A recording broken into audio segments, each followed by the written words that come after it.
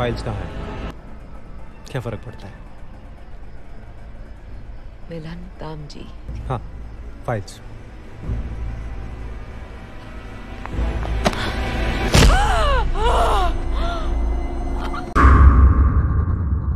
Halo semuanya, selamat datang kembali di Fakta Film. Kali ini Fakta Film akan merekap alur cerita film dari tahun 2012 yang berjudul Kahani. Film ini bercerita tentang seorang wanita yang tengah hamil tua datang ke Kalkuta untuk mencari suaminya yang hilang secara misterius. Dalam pencariannya tersebut, wanita ini kemudian malah menemukan sebuah fakta mengejutkan dari rahasia besar sang suami yang selama ini dia sembunyikan. Mempunyai plot twist yang berlapis-lapis, film ini Mimin yakin akan membuat kalian tertegun dan juga tidak akan percaya dengan apa yang akan diperlihatkan sepanjang film ini berlangsung. Jadi rahasia apa yang dimiliki oleh suami wanita tersebut? Mari kita ulas alur cerita dari film ini. Kami akan kembali kepada kalian semua. Apa yang akan kami sampaikan ini adalah sebuah spoiler film. Buat kalian yang tidak masalah dengan spoiler, seperti biasa pakai handsetnya, tutup rapat pintu kamarnya, dan mari kita mulai ceritanya. Di awal film, kita diperlihatkan dengan sebuah adegan percobaan cairan kimia oleh seorang pria di dalam sebuah laboratorium. Percobaan ini kemudian menghasilkan gas beracun yang bisa membunuh tikus-tikus yang dijadikan percobaan. Setelah itu, scene lantas berpindah ke sebuah kereta api yang sesak penuh dengan para penumpang. Tampak di sana ada seorang pria yang mendapatkan instruksi dari telepon untuk mencari sebuah tas yang dicurigai berisi cairan gas beracun. Pria ini lantas mencoba merebut tas milik seorang anak sekolah yang tampak mencurigakan. Tetapi ternyata tas berisi cairan gas beracun yang dia cari ada di dalam tas dekat seorang ibu yang tengah menggendong anaknya yang tengah rewel. Salah satu penumpang yang melihat tas ibu bayi tersebut ketinggalan. Dia berniat memberikan botol tersebut, tetapi karena ramainya penumpang tanpa sengaja tangannya malah menyenggol botol susu yang kemudian terjatuh dan pecah membuat gas beracun itu menyebar dan membunuh ratusan penumpang di dalam kereta tersebut. 2 tahun pun telah berlalu. Di sana terlihat ada seorang wanita yang tengah hamil tua baru saja tiba di airport Kalkuta dari London. Bukannya menuju ke penginapan, wanita ini malah langsung datang ke kantor polisi dengan tujuan untuk melaporkan suaminya yang hilang. Menurut keterangan wanita tersebut, suaminya mendapatkan tugas di kantor NDC atau Pusat Data Nasional sebulan yang lalu. Tapi sudah 2 minggu ini suaminya yang biasa setiap hari memberikan kabar, tiba-tiba saja menghilang begitu saja tanpa mengirimkan pesan sama sekali. Setelah mendengarkan penjelasan si wanita, polisi pun lantas mulai memasukkan data laporan dan diketahui kalau wanita ini bernama Vidya dan suaminya yang hilang bernama Arnaf. Polisi juga meminta foto terbaru dari Arnaf. Akan tetapi karena Arnaf adalah orang yang tidak suka difoto, Vidya hanya memiliki foto dari pernikahan mereka 2 tahun yang lalu. Di sini juga diketahui kalau Vidya dan suaminya adalah seorang teknisi perangkat lunak dalam bidang fireware. Arnaf yang seharusnya kembali setelah sebulan bekerja malah menghilang begitu saja. Vidya juga pernah menghubungi kantor Arnaf, tapi orang di sana mengatakan kalau Arnaf tidak pernah ditugaskan di sana. Merasa banyak sekali kejanggalan, makanya Vidya langsung datang ke sini. Dia juga telah memiliki alamat tempat tinggal Arnaf selama di kota itu. Mendengar semua itu, polisi pun mengatakan akan mulai menyelidikinya dan meminta Vidya untuk menandatangani berkas laporannya. Tetapi secara kebetulan di saat itu juga komputer kepolisian di sana tampak sedikit error. Vidya yang memiliki kemampuan di bidang software lantas membantu membetulkan komputer tersebut dan berhasil. Tetapi saat kemudian Vidya tampak pusing karena kelelahan. Kepala polisi yang melihat itu pun lantas minta salah satu polisi yang bernama Rana untuk mengantarkan Vidya ke tempat tujuannya. Rana lalu mengantarkannya menuju penginapan yang terakhir ditempati oleh suami Vidya, dan ketika sampai di sana, Vidya langsung menanyakan mengenai Arnaf kepada pengurus penginapan. Tetapi anehnya si pengurus ini mengatakan jika tidak pernah ada orang yang bernama Arnaf pernah tinggal di sini. Namun Vidya tetap ngotot dan dia yakin kalau suaminya pernah tinggal di situ karena Arnaf sering bercerita tentang suasana di penginapannya. Lalu Vidya membuktikan kalau dia tahu jika melewati lift di sana terdapat patung merak, dan saat Rana memeriksanya, benar saja semua sesuai dengan apa yang dikatakan oleh Vidya. Meskipun tempat penginapannya kurang layak, Vidya tetap memutuskan untuk menginap di sini sambil menyelidiki kasus hilangnya Arnaf. Kemudian di pagi harinya tampak Vidya ingin menuju ke kantor Arnaf, tetapi karena dia tidak tahu jalan di sini, dia pun bertanya kepada pengurus penginapan. Dan si pengurus itu lalu memanggil seorang anak kecil bernama Bisnu untuk membantu Vidya menuju ke sana. Setelah tiba di kantor Arnaf, Vidya lantas menemui seorang HRD wanita bernama Agnes. Tetapi sama seperti yang dikatakan oleh pengurus penginapan kemarin, kalau Agnes tidak mengenal Arnaf dan dia menjelaskan kalau tidak pernah ada orang yang bernama Arnaf yang bekerja di sini. Vidya kemudian menunjukkan foto Arnaf, tetapi lagi-lagi Agnes tetap mengatakan kalau dia tidak pernah melihatnya. Beberapa saat kemudian terlihat Rana datang menemui Vidya dan mengatakan kalau dia ingin menunjukkan mayat yang mungkin saja itu adalah mayat Arnaf. Dengan penuh kesedihan, Vidya pun mengikuti Rana. Saat tiba di sana dan melihat tubuh serta wajahnya, Vidya yakin kalau itu bukanlah tubuh suaminya.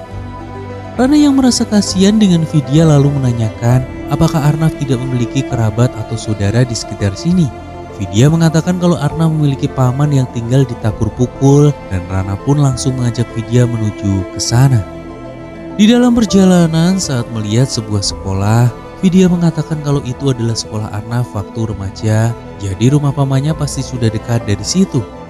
Tidak lama kemudian mereka lantas menemui salah satu keluarga di sana, tapi lagi-lagi tidak ada yang mengenal Arnaf.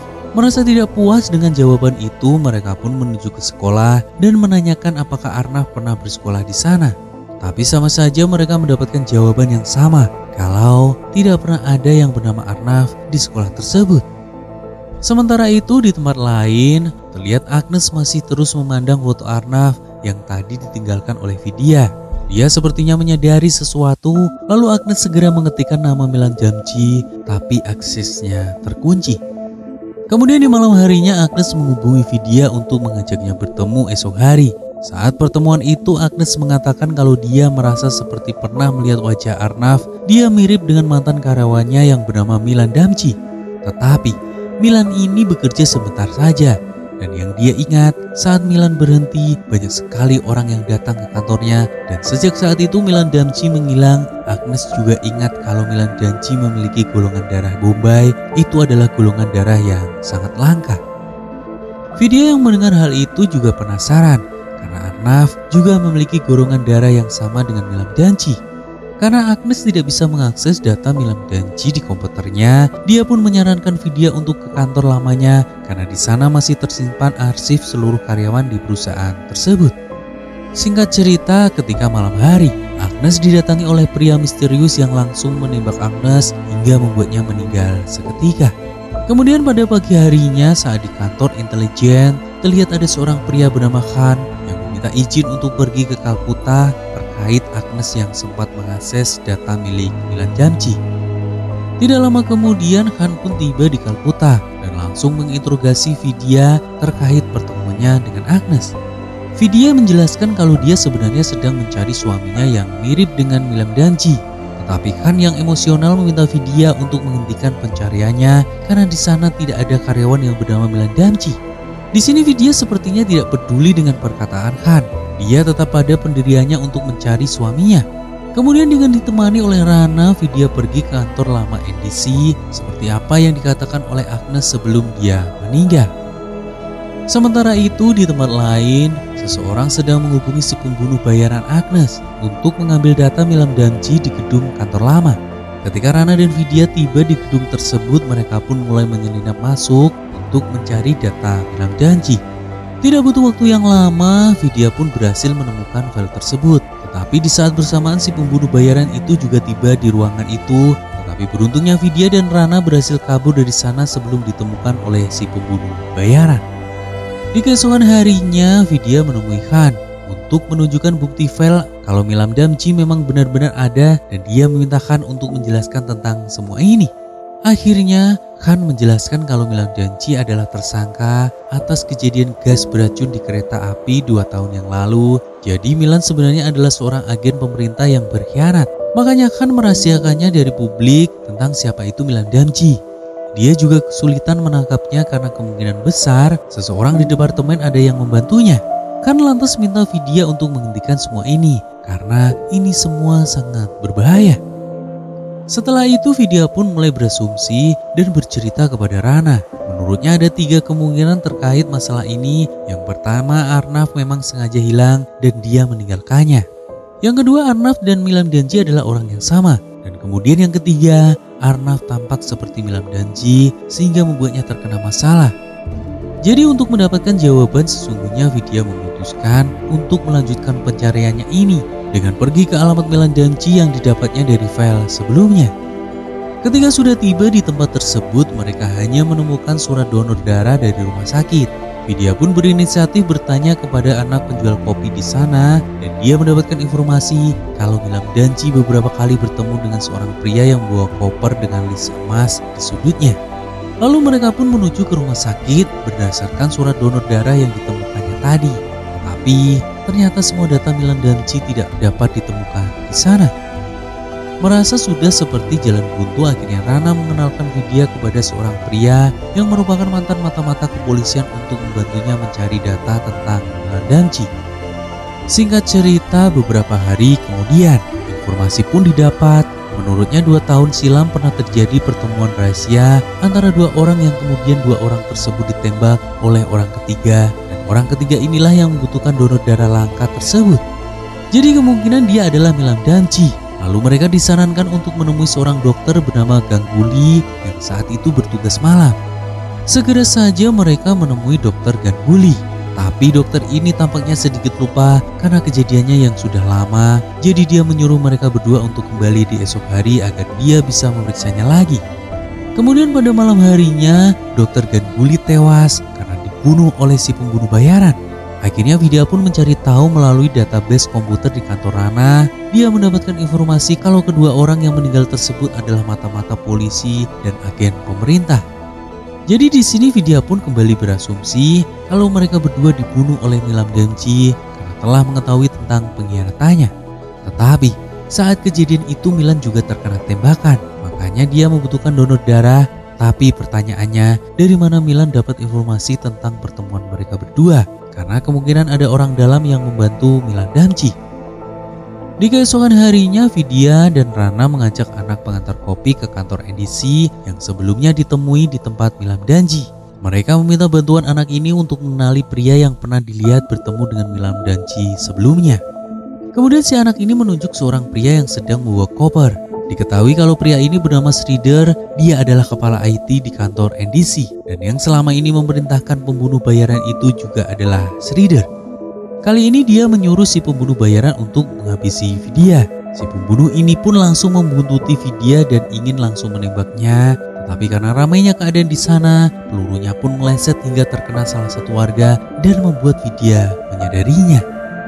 Rana yang melihat kejadian tersebut langsung mengejarnya. Tapi dalam pelarian si pembunuh bayaran ini malah tewas tertabrak truk dan Rana yang menyaksikan kejadian tersebut diam-diam mengambil ponsel milik si pembunuh. Setelah memeriksa ponsel tersebut, mereka menemukan foto-foto korban yang diperintahkan untuk dibunuh, termasuk foto Vidya. Dari sini Vidya semakin yakin kalau yang mengirimkan foto tersebut adalah orang dalam NDC karena dia sempat memberikan salinan foto itu kepada Agnes sebelum dia meninggal. Vidya kemudian menemukan alamat IP yang digunakan untuk mengirimkan perintah pembunuhan. Karena Vidya mengerti tentang software, maka dia pun melacak IP tersebut dan diketahui kalau ini dikirimkan dari komputer milik Sridhar. Singkat cerita, setelah Sridhar pulang kerja, Rana dan Vidya akhirnya menyelinap masuk ke dalam ruangan kerja Sridhar dibantu oleh seorang karyawan NDC yang bernama Sapna. Tetapi ternyata komputer ini terkoneksi dengan ponsel milik Sridhar. Hingga dia tahu kalau ada yang berusaha meretas komputer miliknya di kantor. Dengan panik, Sridhar segera berlari ke kantornya, meninggalkan mobilnya di tengah jalanan yang tengah macet. Sementara itu di kantor, Vidya sudah berhasil mengambil data dari komputer milik Sridhar. Ketika Sridhar tiba di ruangannya, Vidya dan Rana sudah kabur lewat pintu belakang kantor. Sridhar berusaha mengejar mereka. Di tengah keramaian, Rana sadar kalau Sridhar sedang membutuhkan mereka. Dia pun menelepon untuk meminta bantuan, Tetapi karena Vidya yang tidak sanggup berjalan cepat karena kehamilannya, akhirnya tanpa sengaja menabrak pedagang di sana dan membuat mereka ditemukan oleh Slater yang membawa pistol langsung menodongkan ke arah mereka berdua. Pistol itu segera saja ditepis oleh Rana hingga mereka berdua pun akhirnya berkelahi. Melihat keadaan makin tak terkendali, Vidya pun mengambil pistol milik Slater yang terjatuh. Tetapi karena terlalu panik, Vidya tanpa sengaja malah menembak Slater hingga membuatnya meninggal seketika. Beberapa saat kemudian, Khan dan timnya datang. Dia merasa kesal karena terlambat datang, sebab di sini sebenarnya Khan menginginkan Slater ditangkap hidup-hidup karena dia adalah kunci utama untuk mengungkap kasus Milam Damji. Setelah semua kejadian tersebut terungkaplah kalau selama ini Rana bekerja di bawah perintah Khan. Makanya Rana selalu dengan sigap membantu Vidya dan Vidya yang tidak menyadari akan hal itu menjadi kecewa dengan Rana. Jadi selama ini Khan memanfaatkan Vidya yang tengah hamil tua untuk mencari informasi mengenai Milam Damji yang mirip dengan suaminya. Karena menurutnya wanita hamil tidak mudah dicurigai dan benar saja semua ini berhasil hingga dia mengetahui keterlibatan Slater, tetapi semua ini belum selesai karena Khan masih belum menemukan siapa yang memerintah Slater. Singkat cerita, Vidya pun kembali membantu. Dia meretas komputer milik Slater dengan harapan dia bisa menemukan keberadaan suaminya. Dari hasil peretasan tersebut, dia menemukan sebuah kode huruf yang ternyata adalah sebuah nomor telepon. Dan itu merupakan nomor telepon milik Bhaskaran yang tak lain adalah kepala Biro Intelijen yang juga atasan dari Khan. Di sini Khan kembali meminta bantuan Vidya untuk menelepon Bhaskaran dan berpura-pura mengatakan kalau dia telah menemukan data tentang Bhaskaran di komputer milik Slater. Menurut Khan ini adalah satu-satunya cara untuk mengetahui di mana keberadaan Milam Damji dan juga Arnav. Vidya pun menyanggupinya. Dia menghubungi Bhaskaran dan mengatakan kalau telah menemukan dokumen berisi atas namanya di dalam komputer milik Slater. Vidya meminta Bhaskaran membantunya menemukan Arnav sebagai imbalan dan dia akan memberikan semua dokumen tersebut kepadanya. Tetapi di sini Bhaskaran pura-pura tidak mengerti dan malah meminta Vidya untuk melaporkannya kepada polisi setempat. Mendapatkan reaksi seperti itu, Vidya mulai putus asa. Tapi sesaat kemudian, Vidya mendapatkan telepon dari nomor yang tidak dikenal yang menyuruh Vidya untuk memberikan dokumen tersebut jika dia ingin suaminya tetap hidup. Khan pun berasumsi kalau yang menelepon tadi pasti adalah Milam Damji. Setelah itu Rana yang merasa bersalah kepada Vidya lantas memberikan sari berwarna merah putih sebagai permintaan maafnya kepada Vidya. Karena ini adalah hari terakhir pemujaan hari raya di mana banyak orang memakai sari tersebut dan di sini Vidya pun lantas memaafkan Rana. Singkat cerita, di keesokan harinya Rana mendapatkan kabar kalau Milam Damji telah tiba di Kalkuta hingga menyadari bahwa sebenarnya Vidya sengaja dijadikan umpan oleh Khan tanpa memikirkan nyawanya. Mengetahui hal tersebut, Rana lantas segera meminta Khan untuk membatalkan pertemuan Vidya dengan Milam Damji. Tetapi semua yang dikatakan Rana sia-sia. Khan mengatakan dia lebih rela menghilangkan satu orang demi menyelamatkan banyak orang. Rana pun segera berlari menuju penginapan Vidya untuk menahan pertemuannya dengan Milam Damji, tetapi ternyata Vidya sudah pergi. Terlihat Vidya pergi menemui Milam Damji sesuai kesepakatan. Dia menemuinya di tengah keramaian acara perayaan dengan menggunakan sari yang diberikan oleh Rana kemarin. Khan dan pihak kepolisian terlihat juga menyusul mengikuti Vidya dari belakang. Kemudian saat itu terdengar suara yang memanggil Vidya sampai ke tempat yang lebih sepi dan pada akhirnya Vidya bertatapan langsung dengan Milam Damji. Di sini Milam langsung meminta dokumen Bhaskaran, tapi Vidya tidak percaya begitu saja. Dan saat itulah Milam langsung menendang perut Vidya hingga membuatnya terjatuh. Milam kemudian mendekati Vidya sambil menodongkan pistol, tetapi sebuah plot twist kemudian terjadi di mana selama ini ternyata Vidya tidak hamil. Dia menggunakan perut palsunya untuk memukul Milam dan menusuknya dengan tusukan rambut. Dengan keadaan lemas, Milam berusaha melarikan diri, tetapi Vidya segera mengambil pistol dan menembaknya hingga membuat Milam tewas seketika. Karena suara pistol tersebut membuat Khan, Rana dan pihak kepolisian pergi ke tempat kejadian itu. Tetapi sampainya di sana Vidya tampak berlari dan berbaur dengan banyak wanita yang memakai sari yang seragam dengan yang dia kenakan. Sementara itu, di samping tubuh Milam, Vidya telah meninggalkan dokumen Slater dan ucapan terima kasih kepada Rana. Di sini Rana baru menyadari semuanya. Dia mengatakan kepada Khan kalau Vidya dan Arnav sebenarnya tidak pernah ada. Dia merekayasa ini semua. Dimulai dari kebohongannya tentang keluarga Arnav yang tinggal di Tarku Pukul dan bersekolah di sana. Rana menyadari ini saat melihat seragam Binsu yang bersekolah di sana. Jadi Vidya menggunakan alamat sekolah tersebut dan membuat cerita untuk meyakinkan Rana. Makanya dari awal pencarian tersebut tidak ada seorang pun yang mengenal Arnav. Vidya membuat cerita sendiri dengan tujuan memanfaatkan polisi dan pihak intelijen agar membantunya menyelesaikan misi pribadi yang tengah dia kerjakan. Khan yang masih bingung dengan cerita Rana kemudian memerintahkan Rana untuk mencari data dan memeriksa sidik jari milik Vidya. Namun menurut Rana semua itu sia-sia karena Vidya dari awal sudah mengatur ini semua. Dia bertujuan ingin membunuh Milan Damci dan menjadikan polisi sebagai kambing hitam. Makanya saat polisi ingin menangkap Slider, Vidya langsung membunuhnya agar dia bisa melanjutkan rencananya bertemu dengan Milan Damci. Tetapi pertanyaannya, siapakah sebenarnya Vidya? Kemudian di akhir film kita diperlihatkan kalau Vidya tengah memandang foto seorang pria bernama Arup Basu. Dia adalah mendiang suami Vidya yang merupakan seorang petugas intelijen yang tewas akibat serangan gas beracun di kereta pada awal film tadi. Melihat apa yang telah menimpa suaminya seketika itu juga Vidya jatuh pingsan hingga mengalami keguguran. Dan inilah yang membuat Vidya ingin membalas dendam, tetapi Vidya di sini tidak sendiri. Dia dibantu oleh seorang kolonel yang dahulu bekerja sama bersama suaminya dan dia mengetahui kalau ada keterlibatan dalam biro intelijen tapi mengalami kesulitan dalam membongkarnya. Dengan kerjasama mereka berdua pada akhirnya mereka berhasil mengungkap semua ini. Baskaran berhasil ditangkap dan Milan Damci tewas. Jadi misi mereka berdua berhasil dengan sempurna dan film ini pun usai. Kahani 2012 adalah film trailer dari India yang sangat menarik, menceritakan tentang kisah seorang wanita hamil yang mencari suaminya yang hilang di Kalkota. Dengan alur cerita yang penuh misteri dan juga twist, serta penampilan luar biasa dari Vidya Balan, film ini berhasil menciptakan ketegangan dan kesan mendalam dalam setiap adegan yang ditampilkan sepanjang film ini berlangsung. Skrip yang cerdas serta penyutradaraan yang baik membuat film Kahani ini mampu memberikan pengalaman sinematik yang memikat bagi kalian penggemar film trailer misteri dari Vrindavan. Bagaimana menurut kalian? Secara keseluruhan, Mimin memberikan nilai sebesar 8,5/10 dari keseluruhan alur cerita yang tersaji sepanjang film ini berlangsung. Terima kasih buat kalian semua yang telah mendengarkan alur cerita film ini dari awal hingga akhir.